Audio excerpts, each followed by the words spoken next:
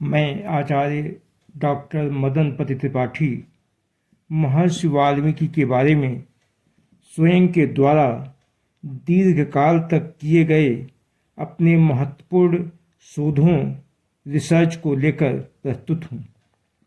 आज मैं यह प्रकरण लोगों के बीच जो विवादास्पद बना हुआ है कि वास्तव में महर्षि वाल्मीकि किस जाति के थे, निष्पक्ष रूप से मैं आज सटीक प्रमाणों के द्वारा वैज्ञानिक ढंग से इसका निराकरण कर एक सर्वथा सत्य निर्णय प्रस्तुत करूंगा, जिससे लंबे समय से चला आ रहा यह विवाद समाप्त हो जाए।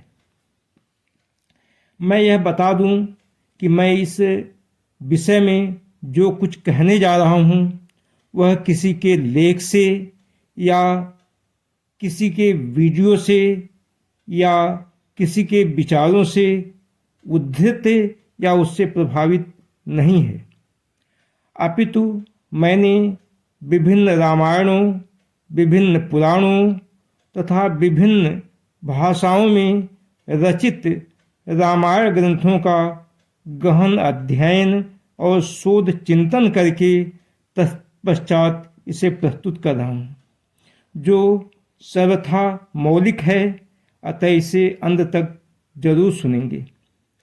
वीडियो बड़ा न होने पाए इसलिए इसे अत्यंत संक्षेप में प्रस्तुत कर रहा हूँ। महर्षि वाल्मीकि के जाति के बारे में आजकल भी समाज दो वर्गों में विभक्त है। एक वर्ग उन्हें दलित जाति या दलित समुदाय का मानता है, तो दूसरा वर्ग उन्हें ब्राह्मण जाति का मानता है। इस वैमत्य या इस विपरीत विचार का कारण क्या है, आइए मैं अपने गहन अध्ययन, दीर्घकालिक अनुसंधान एवं शोधों के आधार पर इसका स्पष्टीकरण करता हूँ। सबसे पहले वर्ग की बात करता हूँ, जो उन्हें दलित जाति का या भंगी सफाई कर्मी समुदाय का मानता है। यह वर्ग आरंभ में वाल्मीकि डाकू थे और जंगली निम्न या दलित जाति के थे, ऐसा मानता है। इस पर मैंने जो रिसर्च किया, अपने इस दीर्घ अनुसंधान एवं शोध में पाया कि इनके ऐसा मानने का अब तक कोई वैज्ञानिक या ठोस प्रामाणिक आधार सामने नहीं आया है। अतः इनके ऐसा मानने का आधार दंत कथाएं ही हैं, जिनका कोई लिखित प्रमाण नहीं है। अपने गहन शोध के आधार पर मैं यह कह रहा हूँ कि दंत कथाओं के प्रचार प्रसार के माध्यम से इस वर्ग ने वाल्मीकि समुदाय की स्थापना की और यह संगठन पंजाब से निकलकर पूरे उत्तर भारत में फैल गया। यद्यपि इस सच्चाई से इनकार नहीं किया जा सकता है कि रामचरितमानस की इस चौपाई उल्टा नाम जपा जग जाना, वाल्मीकि भय ब्रह्म समाना के अर्थ का अनर्थ करते हुए कुछ लोग इनके डाकू होने और जंगली जाति का होने की दंत कथा से भी जोड़ते हैं। इस विरोधी खेमे में रामचरितमानस के बहुत से अनुयायी भी थे, जो यह जानते थे कि रामचरितमानस तब तक विश्व प्रसिद्ध होने के सर्वोच्च शिखर पर नहीं पहुंच पाएगा जब तक महर्षि वाल्मीकि द्वारा लिखे गए ओरिजिनल रामायण का वर्चस्व कायम रहेगा। वाल्मीकि के बारे में किए जा रहे दुष्प्रचार ने रंग लाया और इस तरह वाल्मीकि रामायण पर रामचरितमानस का प्रभुत्व स्थापित हो गया। लेकिन यह दुष्प्रचार केवल इन दो ग्रंथों तक ही सीमित नहीं रह पाया, अपितु यह दुष्प्रचार महर्षि वाल्मीकि के बारे में समाज को दो खेमों में भी बांट दिया। जबकि रामचरितमानस में जब भगवान श्री राम वाल्मीकि आश्रम में पहुंचते हैं तो आया है, मुनि कही राम दंडवत कीन्हा। लेकिन वाल्मीकि के बारे में दुष्प्रचार की हवा को रोका नहीं जा सका तथा उसे रोकने के लिए कोई सार्थक सामाजिक प्रयास भी नहीं किया गया। यदि इस संदर्भ में आधुनिक काल के इतिहास पर दृष्टि डालें तो 1920 में पंजाब में दलित जातियां तेजी से एक विदेशी आद्य धर्म ग्रहण कर रही थीं, जो हिंदू धर्म से पूर्णतः भिन्न थी। उसे रोकने के लिए आर्य समाज ने अमित चंद्र शर्मा नाम के एक व्यक्ति को लगाया, जिन्होंने दलित जातियों तथा सफाई कर्मी भंगियों को एक कल्पित वाल्मीकि धर्म ग्रहण करने के लिए प्रेरित किया था, और जो ब्राह्मण वाल्मीकि को दलित नहीं अपितु ब्राह्मण बताते थे, ऐसे ब्राह्मणों का आंदोलन के तहत उनका बहिष्कार किया जाता था तथा उनके घरों का कूड़ा उठाने के लिए भंगियों को मना कर दिया गया था।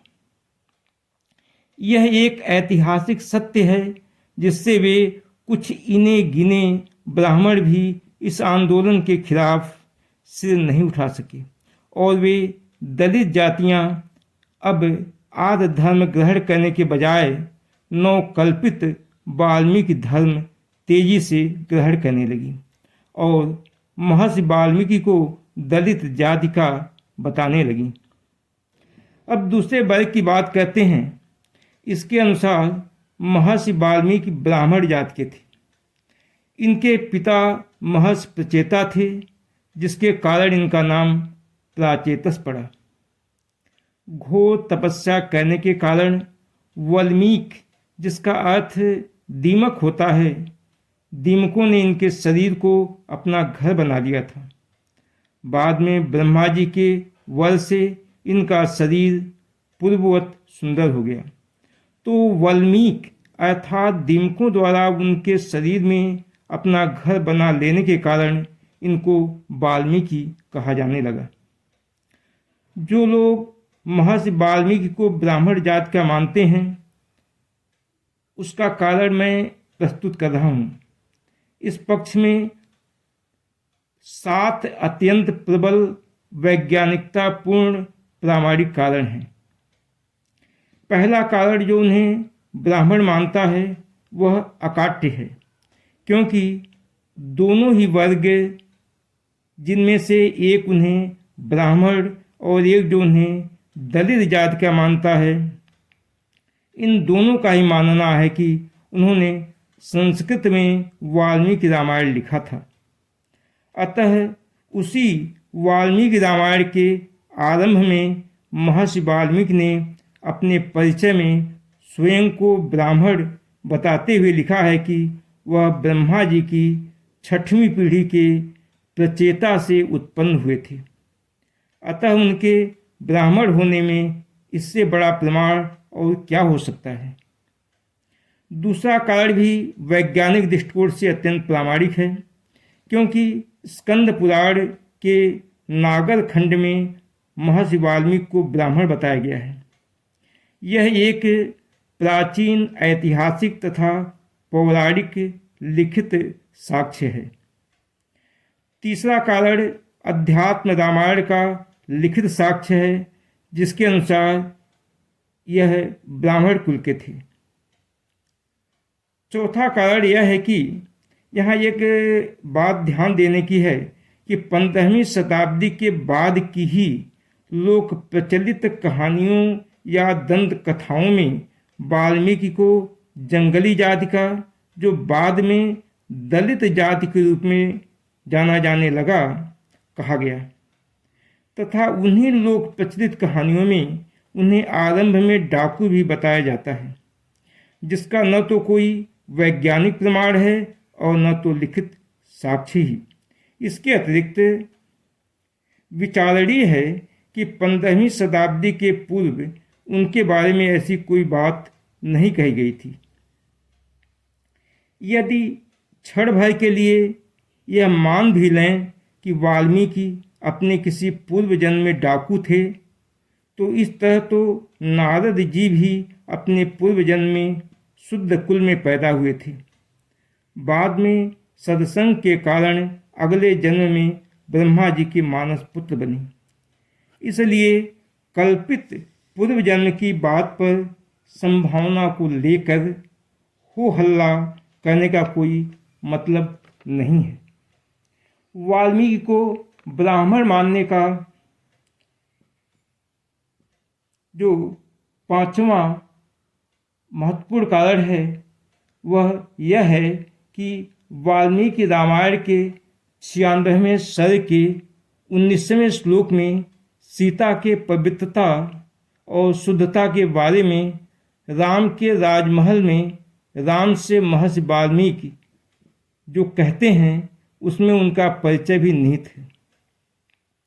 वे राम को संबोधित करते हुए कहते हैं, रघुकुलनंदन, मैं प्रचेता का 10वां पुत्र हूँ। मेरे मुख से कभी असत्य बात नहीं निकली है। मैं सत्य कहता हूँ, ये दोनों आपके ही पुत्र हैं। यहाँ यह ध्यान देने योग्य बात है कि महर्षि वाल्मीकि अपने बारे में 2 महत्वपूर्ण बात बताते हैं। एक तो यह है कि वह महर्षि प्रचेता जो ब्राह्मण थे उनके पुत्र हैं, और दूसरी बात यह है कि मेरे मुख से कभी झूठ नहीं निकला है। तो विचारणीय है कि ऐसा व्यक्ति क्या कभी डकैत रहा होगा। महर्षि वाल्मीकि के ब्राह्मण होने का 6वां कारण और प्रमाण यह है कि वाल्मीकि रामायण के बालकांड के श्लोक संख्या 29 से लेकर श्लोक संख्या 31 तक में स्वयं महर्षि वाल्मीकि ने लिखा है, जब तमसा नदी के तट पर व्याध ने हंस हंसनी के जोड़े में से हंस को मार डाला तो हंसनी विलाप करने लगी थी। उस विलाप को सुनकर करुणा प्लावित उनके मुख से अचानक यह श्लोक निकल पड़ा, मां निषाद प्रतिष्ठाम त्वमगमः शाश्वती समा यत क्रंच मिथुनादेक मवधि काम मोहितम। महर्षि वाल्मीकि ने आगे अपने श्लोक द्वारा लिखा कि उनको अपने मुख से अचानक काव्य रूप में निकले इस श्लोक पर मन ही मन बार बार आश्चर्य हो रहा था। तभी ब्रह्मा जी प्रकट हुए। उन्होंने हंसते हुए वाल्मीकि से कहा, पुनरंतर्गतमना भूत्वा शोकपरायणः तमुवाच ततो ब्रह्मा प्रहसन् मुनिपुंगवम्। श्लोक एवात्वयं बद्धो नात्र कार्य विचारणं मच्छन्देव ते ब्रह्मन् प्रवृत्तेयं सरस्वती। अर्थात हे ब्राह्मण, तुम्हारे मुख से निकला हुआ यह छंदबद्ध श्लोक ही है। इसके बारे में कुछ अन्यथा विचार मत करो। यह वाल्मीकि रामायण के बालकांड का 30वां और 31वां श्लोक था। ध्यान देने की बात यह है कि ब्रह्मा जी ने हे ब्राह्मण कहते हुए संबोधित किया है। अतः वाल्मीकि के ब्राह्मण होने में इस ब्रह्म वाक्य से बड़ा प्रमाण और क्या हो सकता है। महर्षि वाल्मीकि के ब्राह्मण होने का 7वां कारण और सबसे प्रमुख प्रमाण यह है कि वाल्मीकि रामायण के 96वें सर्ग के 20वें श्लोक में महर्षि वाल्मीकि राम से कहते हैं, मैंने कई हजार वर्षों तक भारी तपस्या की है। यदि मिथिलेश कुमारी सीता में कोई दोष हो तो मुझे उस तपस्या का फल न मिले। इस कथन से यह सिद्ध होता है कि महर्षि वाल्मीकि ने कई हजार वर्षों तक तपस्या किया था। त्रेता युग में वर्ण व्यवस्था सख्ती से लागू थी, जिसमें शूद्रों की आजीविका, कल्याण तथा मोक्ष अपने सेवा धर्म पालन करने मात्र से हो जाता था। इसीलिए उन्हें तपस्या करने का सख्ती से निषेध था। एक शूद्र संभूक के द्वारा दूसरे के धर्म को अपनाकर तपस्या करने के कारण राम राज्य में भी अल्पायु में ही मृत्यु होने लगी थी, जिसके लिए उसे मृत्यु दंड भी मिला। तो क्या यदि वाल्मीकि शुद्ध होते और तपस्या करते तो वे राम के द्वारा पूजनीय होते या दंडित होते। इस प्रकार सारे तथ्यों और प्रमाणों पर गंभीरता से विचार करने के उपरांत निष्कर्ष रूप में यही पता चलता है कि वर्तमान श्वेतवाराह कल्प के वैवस्वत मनवंतर के 24वें त्रेता युग में पैदा हुए महर्षि वाल्मीकि सभी साक्ष्यों और प्रमाणों के आधार पर ब्राह्मण थे। धन्यवाद।